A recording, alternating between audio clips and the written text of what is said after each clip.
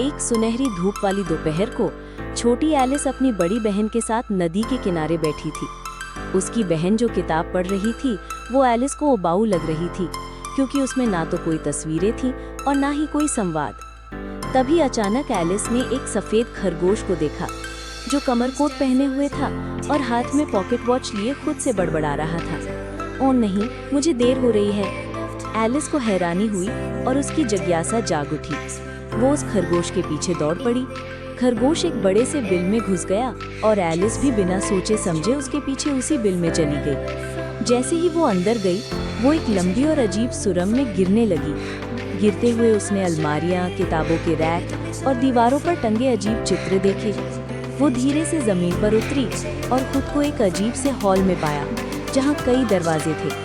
खरगोश अब गायब हो चुका था, लेकिन एलिस की नज़र एक कांच की मेज पर पड़ी जिस पर एक सुनहरी चाबी रखी थी। जल्द ही उसे पता चला कि वो चाबी एक छोटे से दरवाजे को खोलती है जो एक सुंदर बगीचे में जाता है।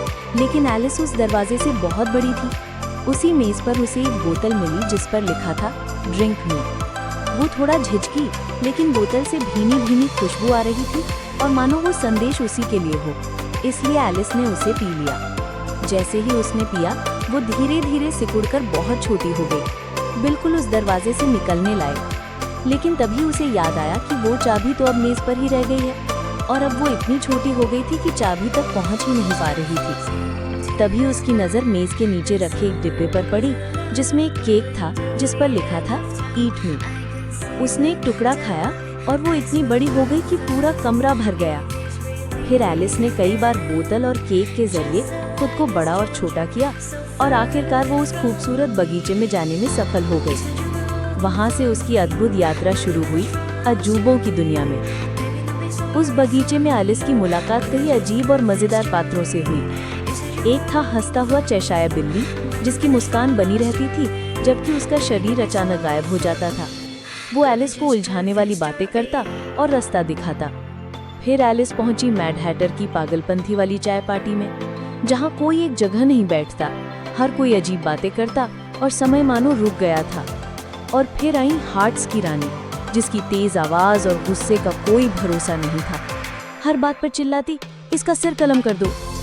उसने उसके साथ अजीब सा क्रोकेट खेला जिसमें बल्ले की जगह जिंदा फ्लैमिंगो और गेंद की जगह कांटेदार साही थे।